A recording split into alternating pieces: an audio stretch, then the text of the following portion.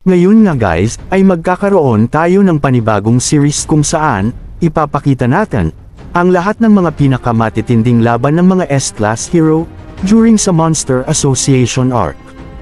Ngayon naman magaganap ang laban ng Zombie Man vs Pureblood, knockover up nga ito sa manga chapter 104, na may pamagat na, Zombie Man.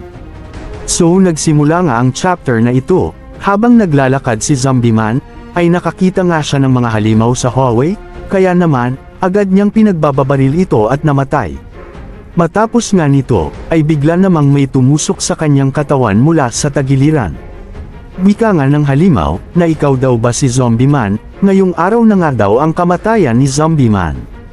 Ngunit mukhang di nga nasaktan si Zombie Man sa mga atake ng kalaban kahit butas-butas na ito, at pinaputukan gamit ang kanyang baril. At inubos nga ni Zombie Man, ang mga halimaw na kanyang nakikita. Dagdag pa nga ni Zombie Man, na ang kanyang specialty daw sa pakikipaglaban ay undercover works, tulad ng scouting, spying and investigating. Hindi niya daw talaga forte ang pakikipaglaban. Dito makikita natin, na pasugod na nga ang mga halimaw kay Zombie Man, at nang makalagpas ito sa poste, ay punong-puno na ng dugo ang kanyang suot, at di na lumitaw ang mga kalaban. Then bilib nga ang ibang mga halimaw sa kanya, kaya naman, pinadaan si Zombie Man, patungo sa isang malaking pintuan kung saan, nagtatago ang malakas na kalaban.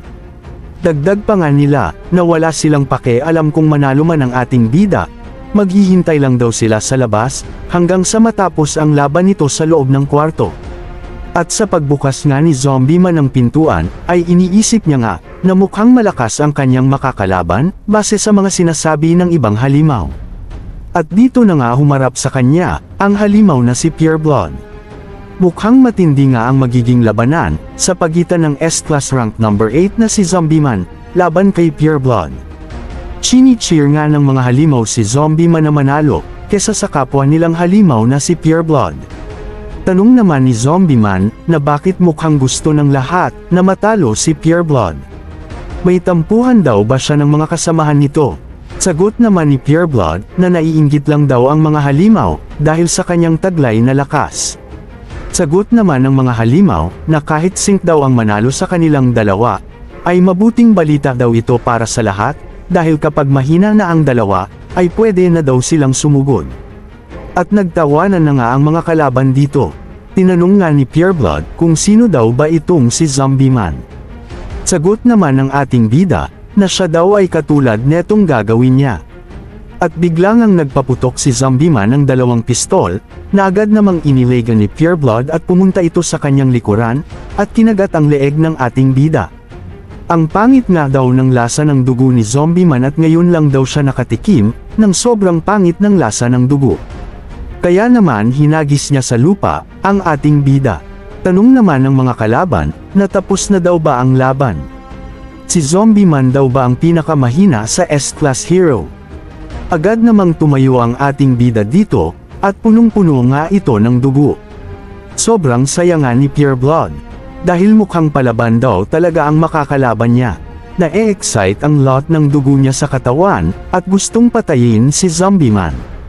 Siya daw ang nag-iisa, at tunay na halimaw sa Monster Association.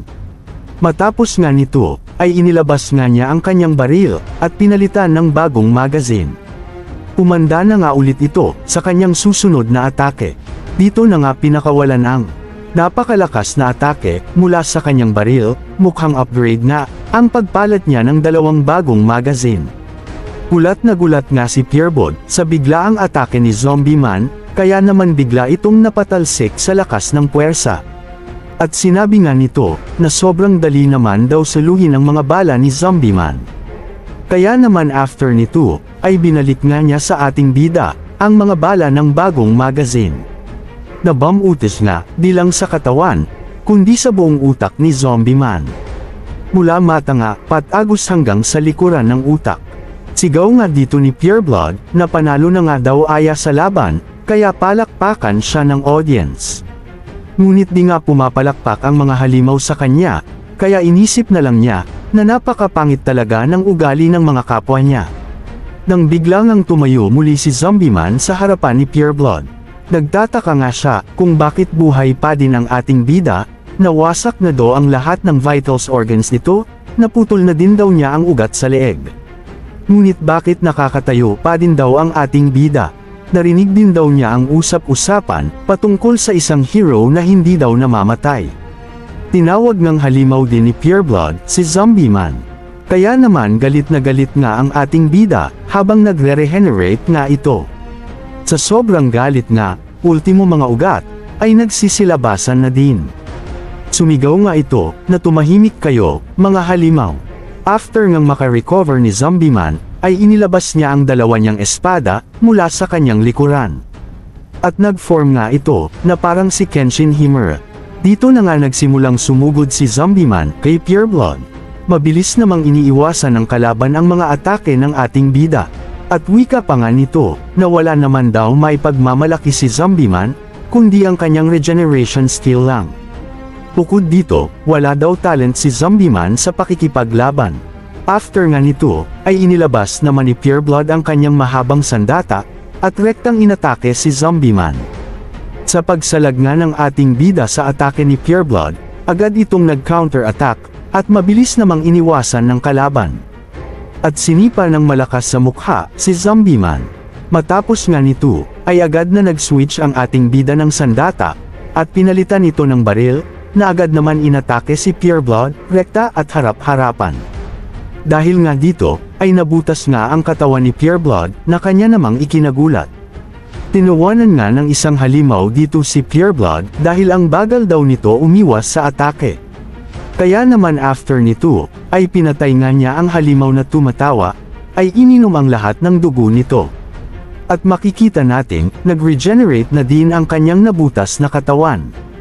Wika pa nga nito, na akala daw ba ni Zombie Man, na siya lang ang may kakayahan na makapag-regenerate. Sagot naman ng ating bida, na wala daw siyang pakialam sa mga pinagsasabi ni Pureblood. Matapos nga nito, ay nag-transform nga ang isang bahagi ng katawan ni Pureblood, sa pagiging mga paniki, at sumugod nga kay Zombie Man, iniisip nga ng kalaban, na may limitasyon din, ang regeneration ng ating bida. Matapos nga nito, ay inatake na nga ng mga paniki, ang buong katawan ni Zombie Man. Sa sobrang dami nga, ay di nga makapag-counter-attack at butas-butas na naman ang katawan ng ating bida. Sumugod din ang mga paniki, sa iba o ang mga halimaw na nanunood sa kanilang matinding labanan. Wika nga ni Pureblood, na 3 halimaw lang ang kailangan niyan, para makapag-fully regenerate sa lahat ng kanyang mga sugat. Habang ang isang paniki nga, at hinigop ng katawan ni Zombie Man, ay nadikit ito kasabay ng pag-regenerate ng ating bida. Gulat nga ang kalaban, sa sobrang bilis ng regeneration abilities ni Zombie Man. Wika nga niya dito, na hindi man lang siya pinagpawisan, kumanda daw ang vampira sa kanyang matinding pasabog. Napakaangas nga ng galawan dito ni Zombie Man. Matapos nga nito, ay nag-blackout na nga ang panel, then after 30 minutes, ay ito na nga ang naging itsura ni Pureblood. Wasak-wasak nga ang katawan ni Pureblood dito, at sinabi nga nito, na pinatay niya na daw si Zombie Man ng 200 na beses, matagal na daw dapat patay ito. Sagot naman ng ating bida, na nanalo nga naman talaga ng 200 na beses si Pureblood, bago siya makascore ng isang panalo at matalo ang kalaban. Naglakad nga palabas ng gate si Zombie Man, at paghawak nga nito, ay napaluhod siya sa sobrang pagod. Inakala nga ng mga kalaban, na nanghihina at pagod na si Zombie Man. Kaya naman, agad tumayo ang ating bida, at naghanda na naman sa matinding labanan. At after 30 minutes nga, paglabas ni Zombie Man sa pintuan, ay makikita ang wasak-wasak na katawan nito, labas ang utak, kita ang mga ribs, at tanggal ang isang mata. Napaupo na nga lang si Zombie Man at napayosi sa gilid. Habang patuloy na nagre-regenerate. Uubusin lang daw muna niya ang Yosi habang nagre-regenerate. After nga niya bumalik sa normal, ay patay ng Yosi sa kanyang kamay. At patuloy na naglakad sa loob ng Monster Association. Hawak-hawak ang palakol at espada, handa na siya sa susunod na bakbakan, susunod na laban nga, ay kay Puri Prisoner laban kay Nyan. At dito na nga nagtatapos ang fight series natin for today, so puro mga fighting chapters ng S-Class Hero, ang ilalabas natin ngayon. Maraming salamat sa panunood. Paalam. Peace.